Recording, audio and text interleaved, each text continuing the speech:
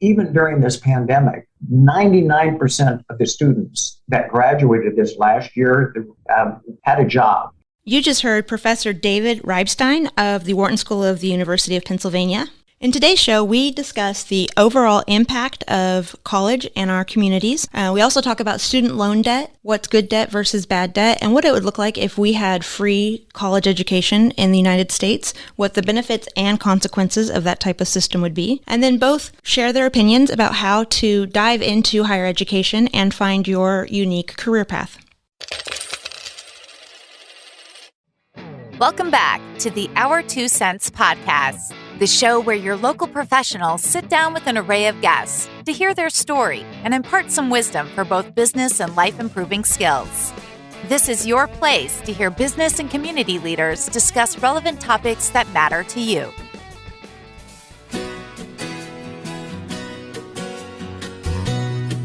I'm your host, Shannon Eckroth, and before we get into the show today, I'd like to ask everyone to head over to our Instagram and give us a follow. Our handle is Our 2 Cents Podcasts, plural, and also invite you to check out our website where you can read up on the hosts, learn more about the guests, and sign up for our newsletter. We have a newsletter that goes out once a month. It catches everyone up with all of our activities and episodes from the previous month. So if you don't get to hear through iTunes or Spotify, you can also do the newsletter. I have Professor Dave Reibstein and Instructor John Eckroth. Welcome to the show, and I have co-host Kyle Jones with me. Good morning. How are you guys? Actually, it's good afternoon, huh? Yeah, we're in the afternoon. Good afternoon on the East Coast, and glad to be with you. Yeah, that's great. And it's wonderful for me to be here as well. Woohoo!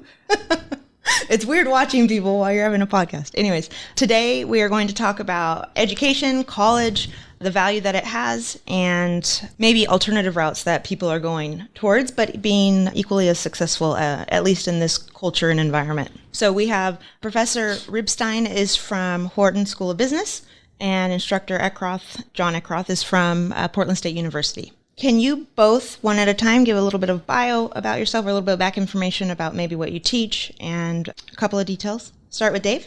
So I'm Dave Reibstein. I'm a professor of marketing at the Wharton School. I've been here for what is now an embarrassingly long number of years. I teach our MBAs and executive MBAs, and I teach a class on dynamic competitive marketing strategy. That is how your strategy changes over time. I have also been the chairman of the American Marketing Association, and I'm not going to read the rest of my bio, but I've been teaching for a number of years and doing a lot of research and writing of books as well. I think it's important to note, though, because we did do a little bit of research on you, creeped the internet a little bit, and I just, favorite business school professor, that's pretty cool. Forbes featured you on that. And then also Business Week pick of the B school crop. What does that mean exactly?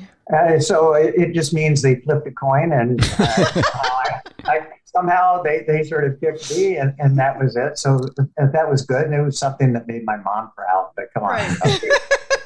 Yeah, we were both talking about that, Kyle and I. They could have picked a lot of different people as well, but it was a nice thing. And excellence in teaching every single year, that's beyond amazing. So awesome, very, very awesome. John Eckroth. Well, that is a really tough act to follow, but I'm going to give it a shot here. I'm actually coming from a different perspective. I was in public accounting, so I'm a CPA, and spent the first 20 years of my career in public accounting, and then went to work for a private company and continued on as a consultant with them for quite some time. Started teaching in 2008 as an adjunct faculty. So just real quickly, as far as the conversation we'll be having today, as far as faculty go, adjuncts, those are typically practitioners that will teach a handful of courses, 1 to a few courses in a college. And then the next level up is where I'm currently at. I'm an instructor. Some universities refer to that as a lecturer position. And I'm full-time, but I'm not tenure track. Where Professor Reibstein is tenured faculty, I am not. My primary role in the university is to teach a number of different courses. I do a little bit of research, but my primary role is for teaching. I teach in the undergraduate, I do the accounting capstone class, and then I do all the financial accounting courses for our graduate programs, the MBA course and the Masters of Finance courses. And I served for 4 years as the academic director of the Masters of Taxation program at Portland State as well. So I have a little bit of experience on the administrative side, but by far my enjoyment is working with the students on the teaching side.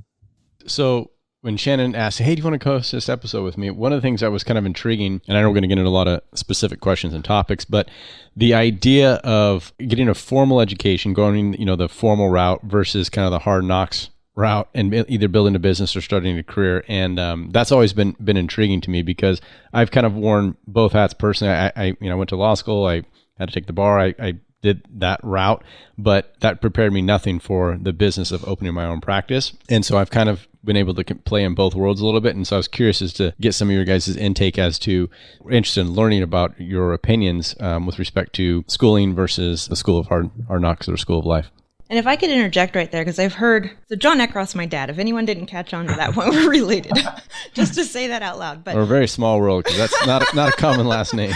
But the statement I'm about to make, I don't want someone to think. Anyways, so for years and years, right, I have heard him talk about teaching accounting students, getting them across the finish line of masters or whatever, and them having literally no clue what to do next, or the preparation that so many students have lacked getting into the next level, even as bachelor degree.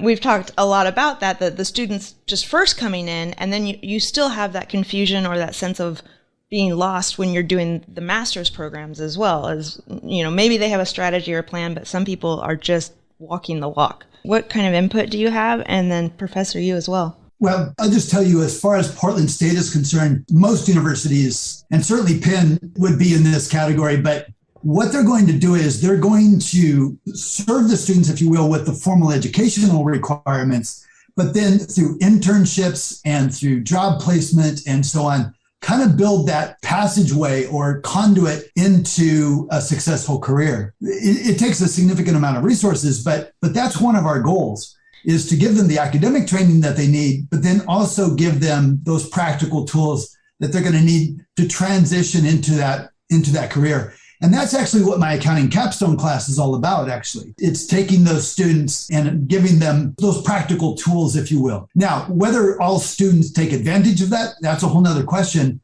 And I hope we kind of talk about that as far as whether this is the right thing for all students. But I do think that colleges are paying attention to that as an important part of the student's education. So let me pick up on that just for a second, because I agree with what it is that John just said, and it might be surprising to you, given I've been a full-time academic for a number of years, which is I don't believe college is for everyone. And certainly what it is, I think we see is a number of people end up going to college because that's what you do when you get out of high school.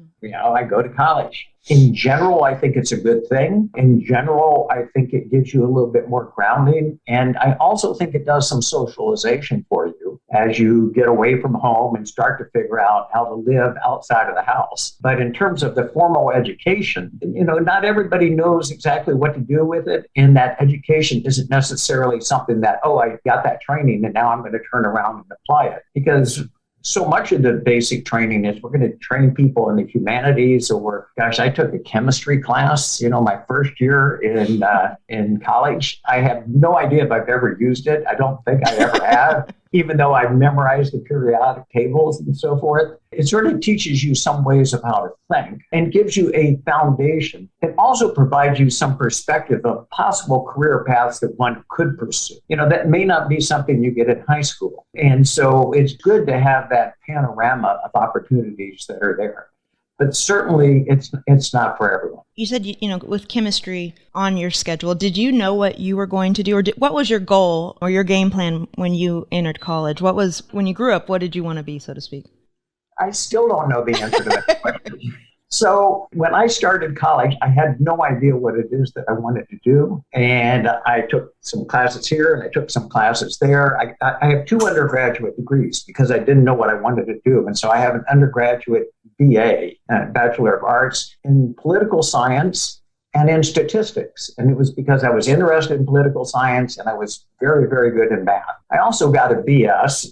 That's not BS, but it's Bachelor of Science that I got in business administration because I thought, that's something that could be practical. And then as soon as I got out of college, I sold drugs. What? I was working for a pharmaceutical company. Okay, so I sold legitimate stuff. Dad went white. And that's part of what it did. That was enough to convince me to go back to grad school. When I went to grad school, I still didn't know what I wanted to do. So I applied to a program in public administration.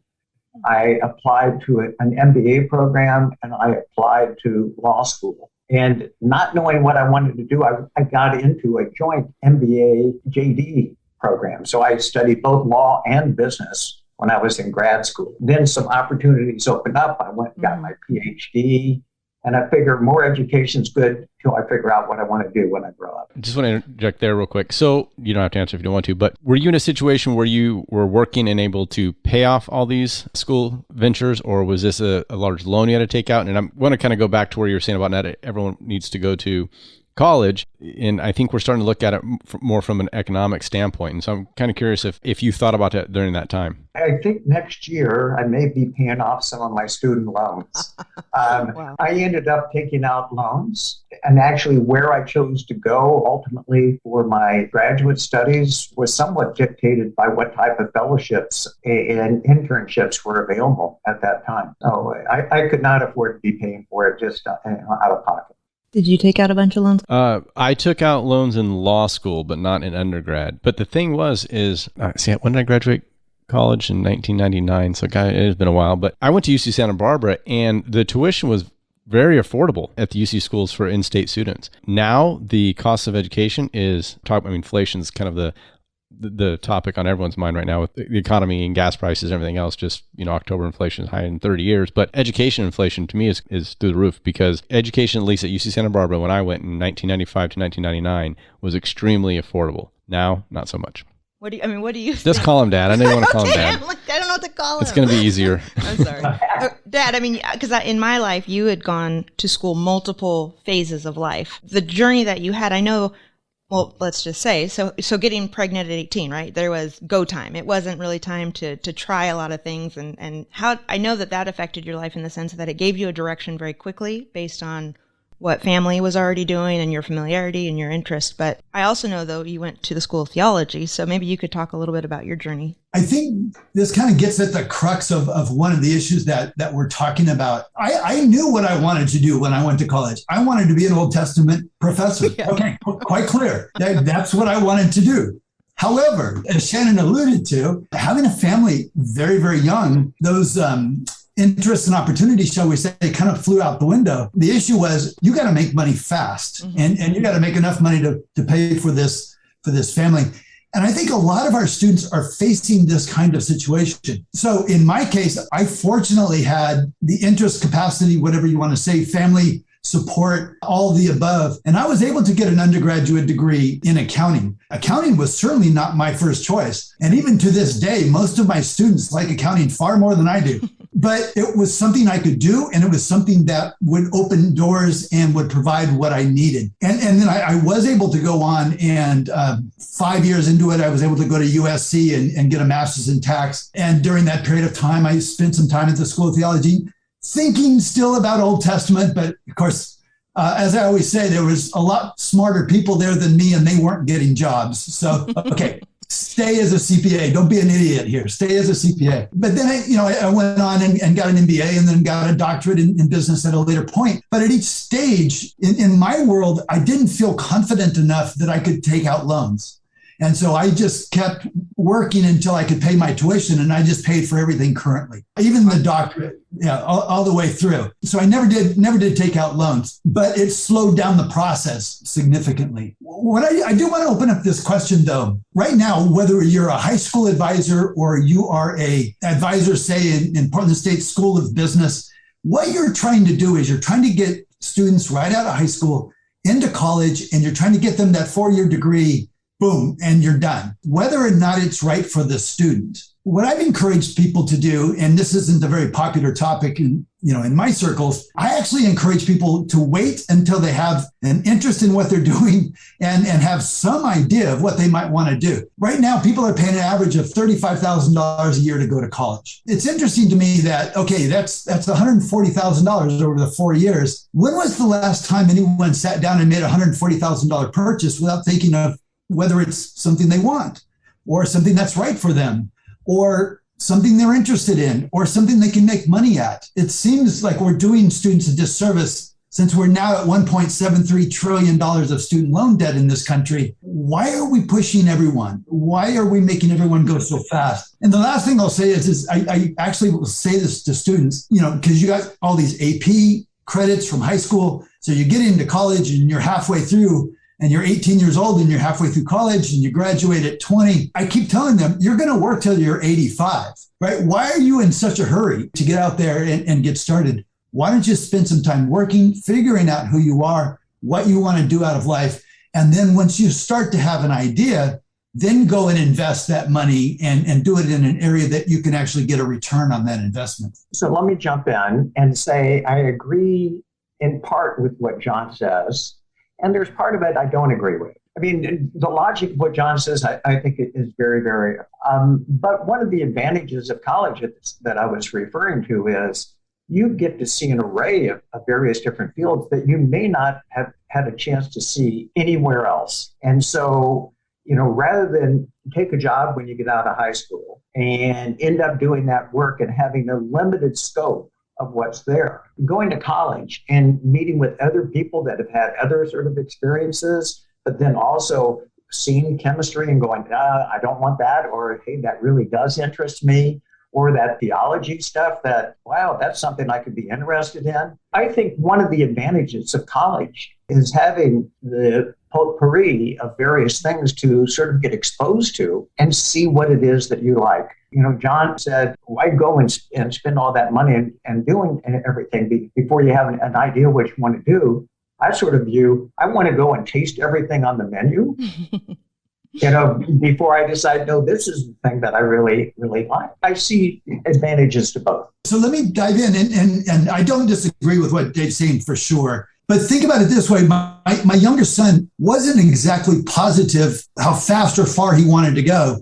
So we said, okay, let's do it halfway here. Let's take a couple of courses. So he started out taking a couple of classes and then working part-time. And it just so happened that in his case, he worked for UPS, which as an advertisement for UPS, they pay for your college up to $25,000. And so he worked part-time at UPS, took his classes, and now he's just a couple of classes away from graduating with his undergraduate degree. It took him a little longer, but he doesn't have any debt. And he now, he found out what he wanted to do over the span of the 6 years that he was there. So I think that there's a way to do this. I think it's a good idea to step foot right into that college campus right off the bat, but do it in a way that you can afford. I want to interject here a little bit too. So one of the things that I see both sides, I'm not saying you guys are disagreeing, but both sides are, make perfect logical sense. And I do want to get into the ROI discussion in a little more detail, talk about maybe how we can use that as a way for people to make decisions in how they want to go to school, where and why. But one of the things that where I'm leaning more, I guess, towards Dave's side so to me, critical thinking is hugely important. In the world we're living in right now, it's more readily apparent than ever. I mean, you have so much information coming at us from different resources. We don't know who to believe. We don't know who's telling the truth. We don't know, sources aren't what they used to be.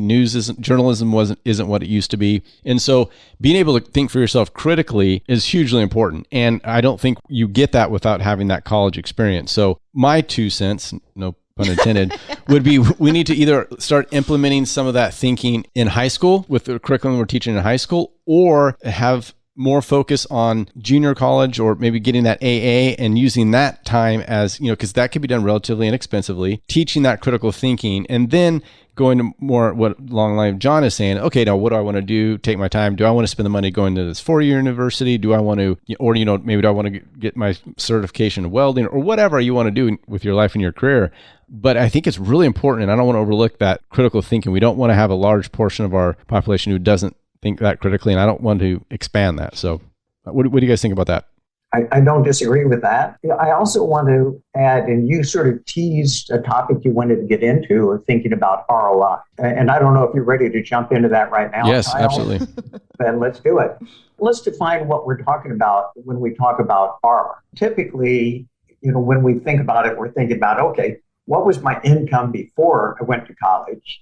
And what is my income after I went to college? And then look at that income difference and say, well, I spent so much in college. What's that return in terms of incremental income? And I think that's the wrong definition of R. of what that return is. Because I think part of what ends up happening from college is you end up finding jobs that you can choose from. You get more job opportunities, and you find jobs that you might get more pleasure out of. And so some of that return is not just in terms of the compensation level, but in terms of how satisfied you are in doing what it is that you enjoy doing. So I think that's a big component, and I think we're selling it short when we just look at the differential in income.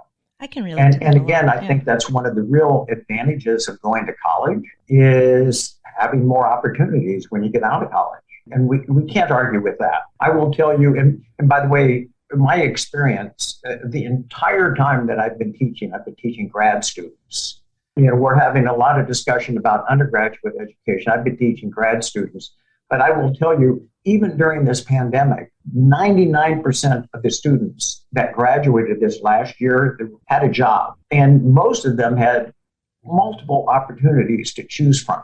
And that's fantastic to be able to walk out and have a job, not just one that pays well, but that is rewarding to you as well. I definitely have seen that. Go ahead, Dad, but I'm just thinking about your graduate school and how before you had gone, it was clear to me that you were not going to get a massive raise. I mean, it felt to me more like a satisfaction thing, like a goal that you had set a long time ago and you were chasing, which would be, right, the return on that would be all satisfaction or... Absolutely. And what Dave is saying is just so incredibly true. As far as thinking about just my own personal experience, the opportunities I was looking at, especially from a perspective that I can't fix anything, I mean, I'm not a mechanic. I can't do anything with my, I don't have any skills. What I was looking at as an 18-year-old versus what education did for me. I mean, there's just no way to describe the level of opportunities that come from education. Absolutely. The amount of income that one earns on average is $1 million more with a college education than it is without, and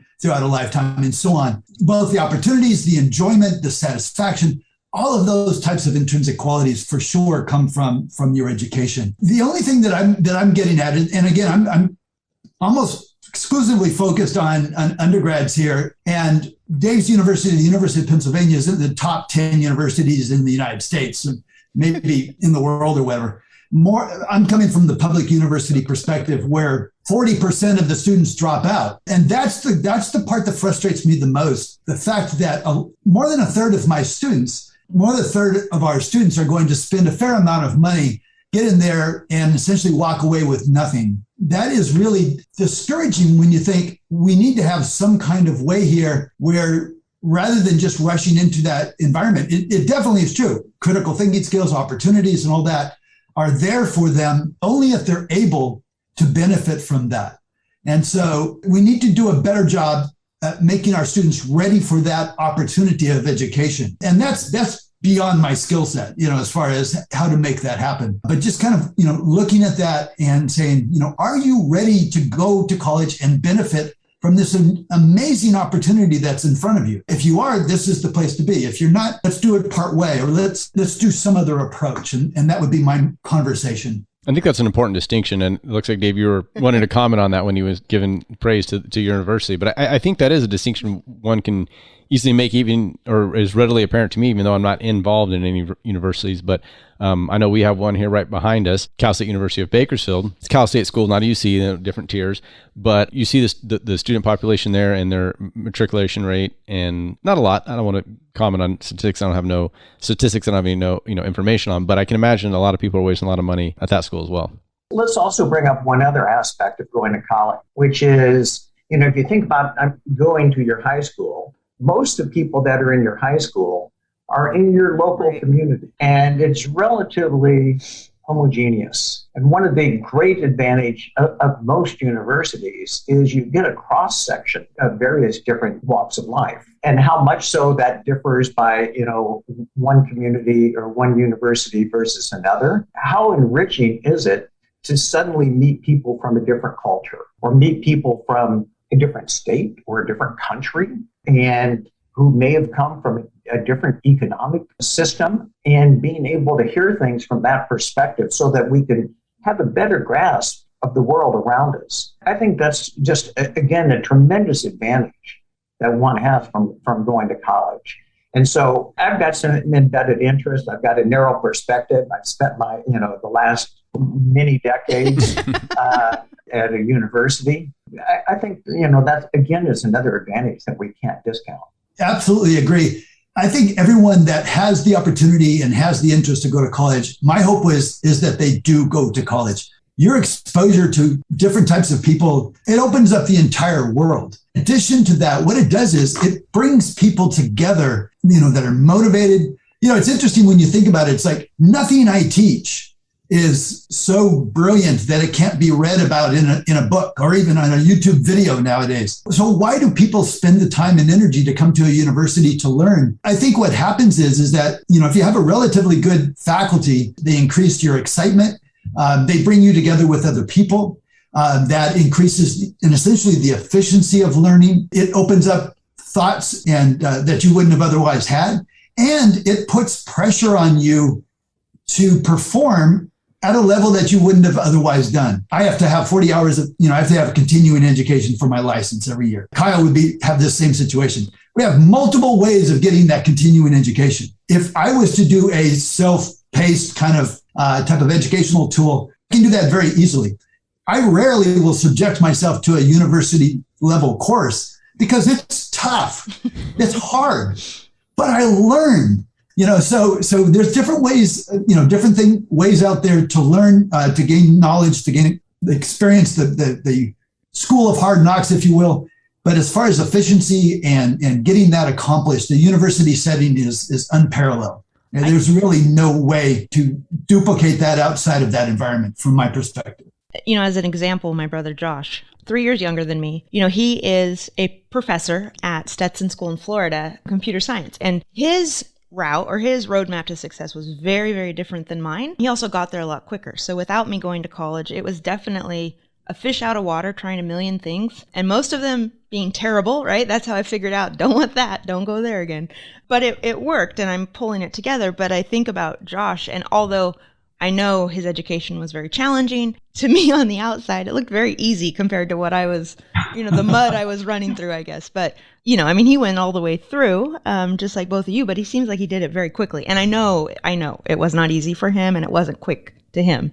But it's just interesting, both sides, same parents, both, totally different directions, but very interesting watching him go, though. So if you take that debt aspect out of it, I'll ask both your opinions on this, if you don't mind. What do you think about a system in a country that has like a single-payer educational system all the way up through college? We have it from elementary and secondary education, and we can see other countries that have done things like that. It really is just, can the country afford that economic burden? But to some degree, if we think about it being a public service, one could argue, why wouldn't you do that if that's really going to help? That being said, the only question that I have, you'll find me sort of leaning now towards some of what John was saying, which is that people going to college just because I don't know what else I'm going to do isn't the best. And so they need to be serious about going to college rather than, hey, it's free and I'm going to do it, which is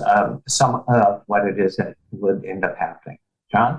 Yeah, so I'm not well schooled on what I'm about to say, so we'll have to take that with a grain of salt.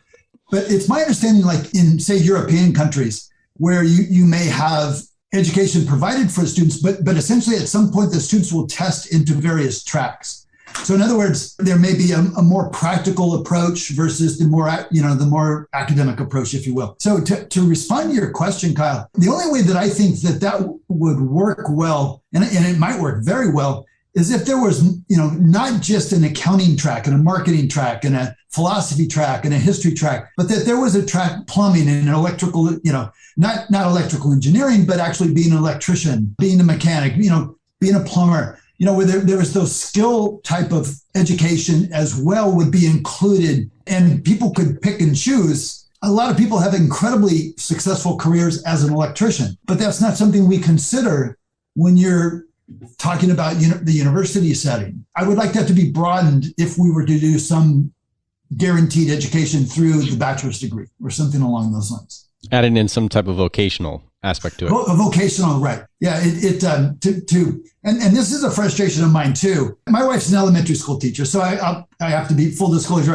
I get mad at teachers a lot. And from a high school perspective, it's almost like students are pushed into calculus and physics, but nobody knows how to balance their checkbook, or nobody knows how to calculate interest on their loan. I don't know where we've got this disconnect, but it seems like there's a significant disconnect in our earlier education. So by the time we get to college, I had one, sophomore level student complain to me. She said, I passed 6 AP courses, including calculus and physics, and I'm not passing your accounting class. What's wrong with you?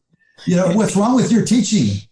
And I'm like, well, I think about it in a different way. Like, you actually have to study, what you're doing here and prepare and work hard. So we've lost a little bit of that practical element, if you will. No, I'm listening. I've killed the conversation. No, I don't. And that's a wrap. No, I don't have a follow-up to that. I would say I agree with what both of them said. Right. Often thought, and again, I'm not in education, so listen to me about what medicine you should take for certain ailments. But I do see that disconnect largely in the high school area. I think elementary, we don't see that much of a disconnect. I think it's still pretty much wrapped up. We're teaching the basic fundamentals of, arithmetic, reading, science, history, stuff that going to serve them throughout their life. But for sure, high school is something that I think that could be looked. But this stuff may be going on. I don't know if this is discussed other than on a podcast or between other academics. I don't know that it is being discussed for implementation, which to me is where it would need to be done to actually really hash out whether that's going to work. And I just don't know if it's being done that way. I'm sure it is being discussed in schools of education. And I have to continually remind people, I'm an accountant. I've actually never had a course in how to teach. I've never had an education course in my lifetime. Yeah, I'm an accountant that after all these years likes to talk. After talking so much, now I'm starting to believe what I say, So yeah, we got to keep a perspective here. I see, large companies also shifting a little bit from requiring certain degrees. And, I don't know how Google operates as far as the executive level, right? I would assume there's still a very strong criteria to become an executive at Google. But I do know the coders and some of the engineers and so forth for the technology background are not required to have a bachelor's with Facebook as well, and Apple. So taking that away, I don't think it's that they want less educated people per se, but I think the technology is not caught up in college as it's required for those types of companies. So there is a delay also with colleges having the most progressive or the most at the time skills to offer. There are some big companies that are glad to be hiring people for certain jobs that don't have a college education. And there are some opportunities that are out there. And that might be the right route for many people to pursue. Those same companies are also hiring people that are college educated for different types of jobs. They can probably accelerate a little bit faster, but there are a number of examples of people that never completed their education and became the CEO of some major company. Sure, of course. The Stanford dropout, right? Isn't Amazon another company that is not really focusing on college as a requirement? And from what I've read most recently, they either are the number one employer in this country or soon to pass Walmart or within a couple of years going to be the number one employer in this country. I think obviously there's no getting away from your accountant having a degree or your attorney having certain requirements. Obviously, I don't think that'll ever change. But I am curious to see how things progress with the debt that's being accumulated. It seems like something's got to happen with that. You mentioned the $1.3 trillion in debt. So are we talking about, if everyone who goes to college on average makes $1 million more, or all these statistics thrown out there, so all these big numbers of unpaid debt that's happening, is it the ones that are going for 2 years and then dropping out and just not paying them or can't afford them? Or is it actually people who finish as required, gets that job they're supposed to, but still can't afford it because the cost of living is so damn high that they can't pay off their. So where's the rub?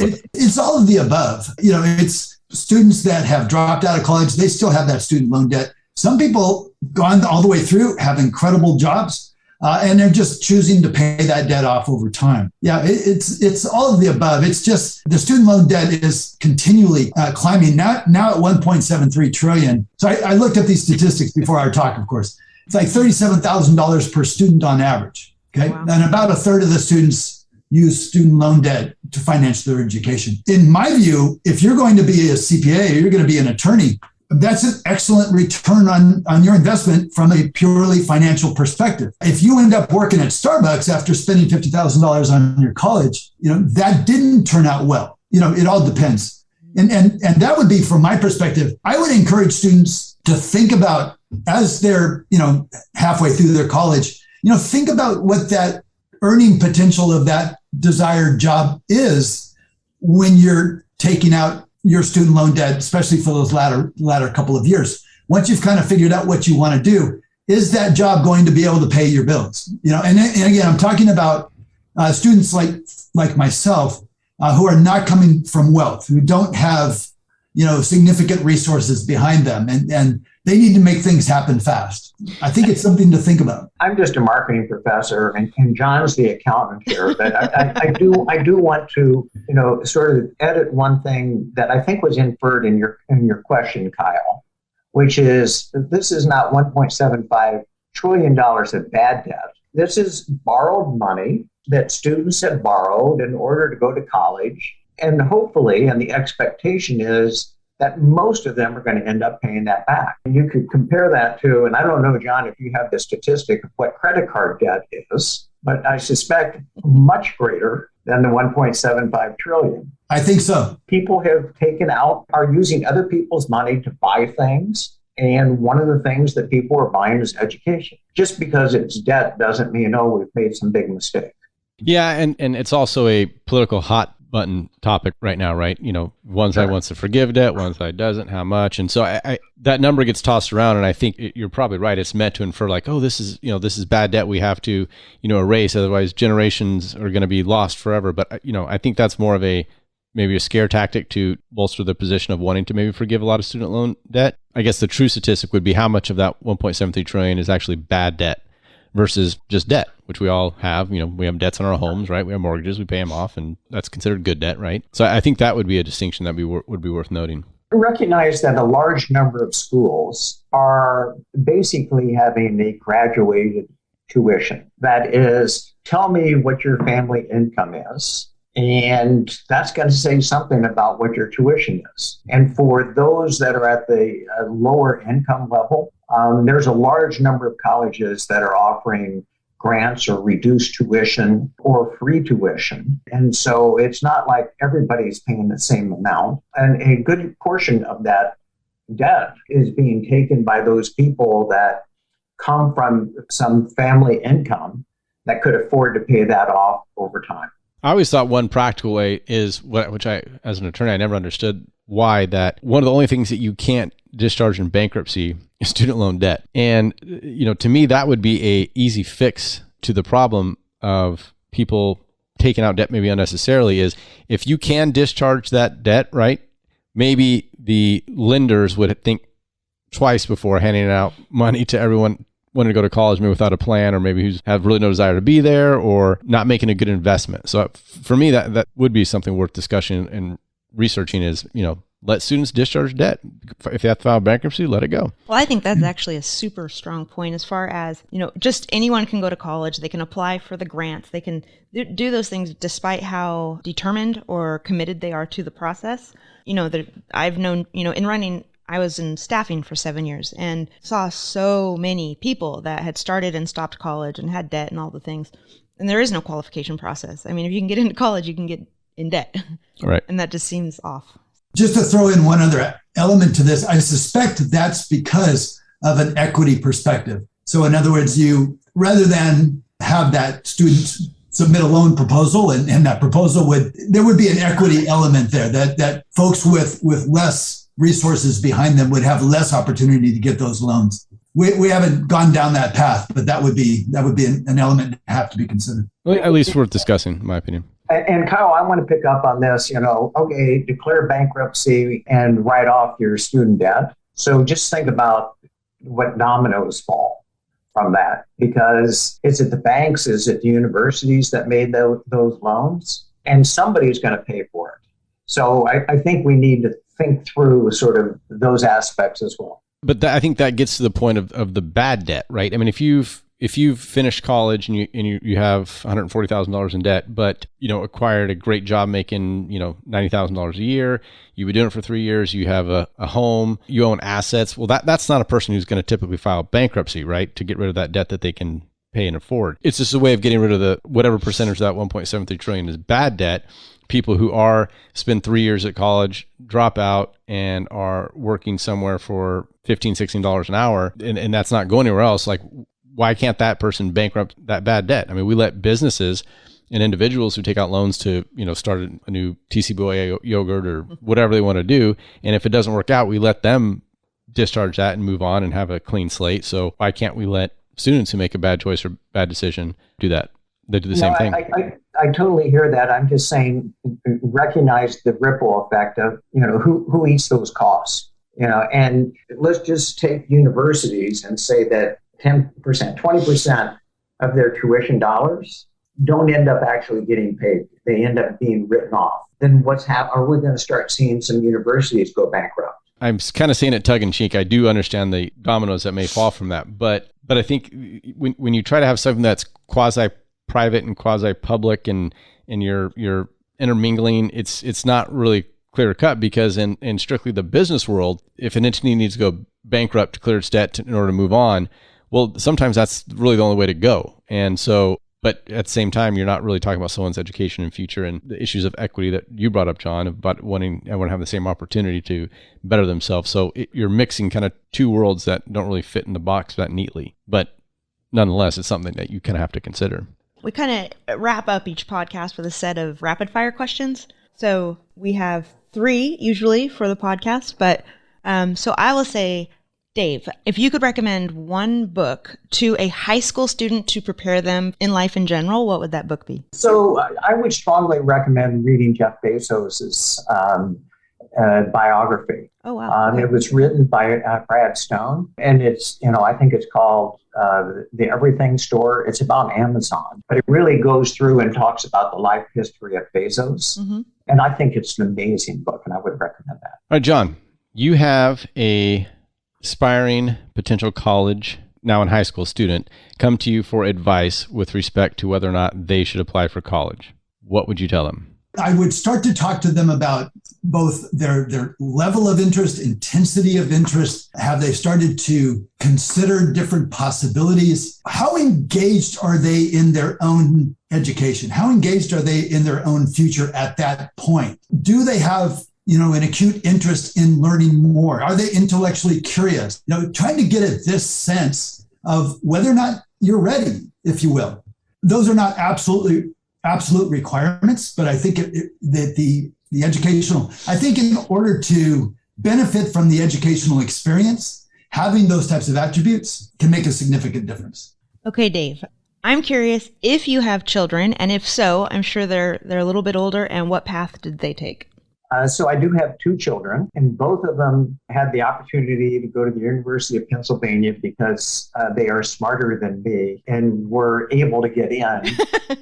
I grew up in Kansas, and I went to the University of Kansas because that's all my family could afford was that in-state tuition.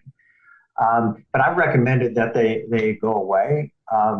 My daughter right now is a professor, and she is a professor of fine art. And so she's a ceramicist. My son is still a student and probably will be for the next 20 or 30 years. Career student. But he is a professor of theater art because of what they both did is he's pursuing his doctorate in theater art. And they both followed some advice that I gave them, not all of it, which is pursue your passion.